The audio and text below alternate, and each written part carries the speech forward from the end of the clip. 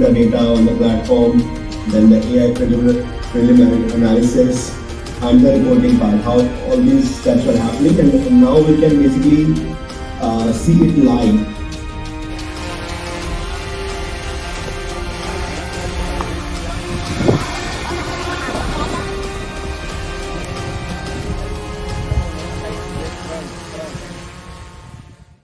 Good, sir.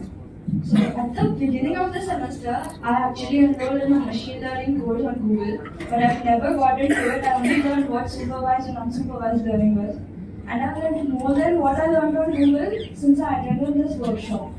I'm pretty thankful for this workshop, and I learned a lot about drones, machine learning, AI modules, and everything. It was a really fun experience.